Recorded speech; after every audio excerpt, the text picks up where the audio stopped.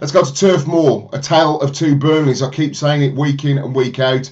Burnley, in terms of their ability at home to get results, has been quite phenomenal this season. I think there's only a couple of other teams, two off the top of my head. Can you shout at the radio? Go and Google it. I think that Spurs is one that picked up more points on home days. Maybe Manchester United, the other one. But they're not great at turf away from Turf Moor. So what happens if they have that spell in the season, as all teams do, whereby things aren't quite cooking at home? I worry that Burnley may get dragged into it, but their home form at the moment has been exceptional, and I don't expect that to be tested on New Year's Eve against Sunderland.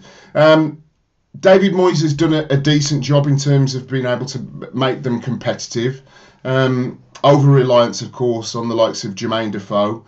But for me, this has to be a home win. I think that you look at the players like Andre Gray, seem to really flower Sam Vokes at Turf Moor, and there's a real positive atmosphere around Burnley's home stadium as well. So I'm going to go for Sunderland to score, but Burnley to score one more. Burnley 2, Sunderland 1. Let's go to, for me, the champions-elect. I didn't have Manchester City in my pre-season prediction to win the league, and they still could. Not a million miles away. Arsenal could, Liverpool could, maybe even Manchester United, 13 points behind at the moment. They could, but Chelsea are certainly favourites at the moment. Keeping clean sheets. Defensively, very solid, protecting that back three with the likes of N'Golo Kante, and Nemanja Matic, Victor Moses and Marcus Alonso on the flanks, and then Diego Costa ably supported, whether it be Willian, Pedro, or of course Eden Hazard. They face Stoke City. I think that Stoke City aren't great travellers this season.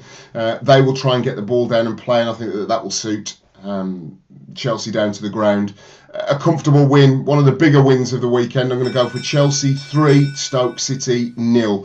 What about the champions of England? If they don't get their finger out very, very quickly, they are going to get relegated. It will be the first time, I don't know when the last time was. Has there ever been a time in modern football history where a team has won the title and then got relegated the year after? Leicester City are leaking goals for fun, and it's the manner of the goals which will disappoint and concern Claudio Ranieri. They host West Ham United, themselves on a little bit of a run at the moment, starting to get results. I don't think this one's going to be pretty. I don't think it's going to be goal laden, but I think that West Ham United can more than have enough to come away with at least a point, and a point is what I will give them. I'm going to go Leicester City 1, maybe a Slimani goal or a Musa. One of the players that have been slightly on the fringes. Of course, everybody's been wearing Jamie Vardy masks, including Jamie Vardy on the bench. So it'll be down to somebody else. And West Ham United on the counter-attack.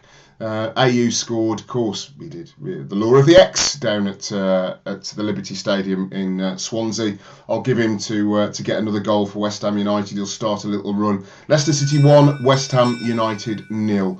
What about Manchester United against Middlesbrough? It's a home banker, isn't it? Absolutely it is. Aitor Karanka has done a cracking job. Of course, knows Jose Mourinho very well. They work together at Real Madrid. But unfortunately at the moment, and this is why maybe Middlesbrough might feel and go back to raid Aston Villa. Lots of rumours that Rudy Gestede at about £6 million is a player that Middlesbrough want, holds the ball up, can bring other players in from midfield, and another striking option other than Alvaro Negredo, of course. Playing well, but not scoring goals. And I think that what happens is after a while, you get used to playing well and popping the ball around, but you just don't have that little bit of spite to be able to, or being streetwise enough to be able to turn that into results. And that's my worry for Middlesbrough as the second half of the season commences. Manchester United scoring goals. Zlatan Ibrahimovic playing exceptionally well. So is Paul Pogba. Defensively with Phil Jones and Marcus Rocco, very good players to come back from injury as well. Michael Carrick, the old stager, he's very much conducting from that central midfield. I think they've got 3 or 4 games on the spin at Old Trafford as well, so opportunity to build momentum, and I think that momentum will continue against Middlesbrough. Manchester United 3, Zlatan with at least 2 of them. Middlesbrough 0. That's my prediction. Let's go down to the South Coast. A bit of a gubbing for Southampton, but it was laid against the fact that they were down to 10 men against Spurs. Very good Spurs performance. We'll come to them towards the end, of course, because they play on New Year's Day. They face a West Bromwich Albion side that have, considering their Villa's rivals, if you like, in the Premier League years, I think they've done very well. Tony Pulis from the early days of the season where they got knocked out of the League Cup very early against Northampton Town. lots of West Bromwich Albion fans that were calling me on Call Collymore were saying it's time, he's got to go, is that now they're more than happy. Solid, not spectacular, but at least trying to play the ball through the lines.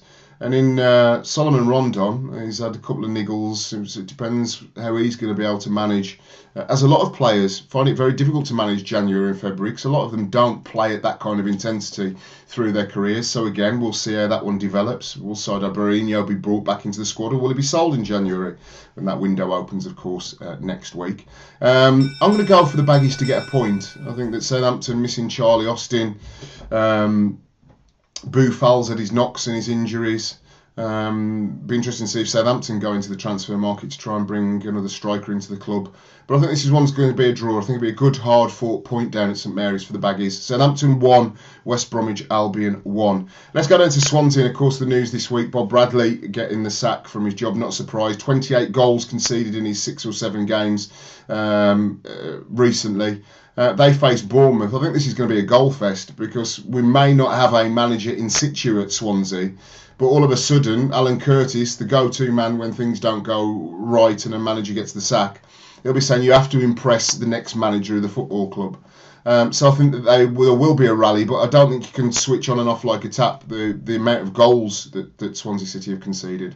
So I'm going to go Bournemouth to get a couple on an away day. They'll more than fancy it, but Swansea to fight back in kind and try to start the new year off with a real positive slant. So I'm going to go Swansea City 2, Bournemouth 2. That's a Desmond in the trade. Welcome to Boyle Sports. Join today, place a tenner bet, and you'll get 20 quid in free bets. Come on!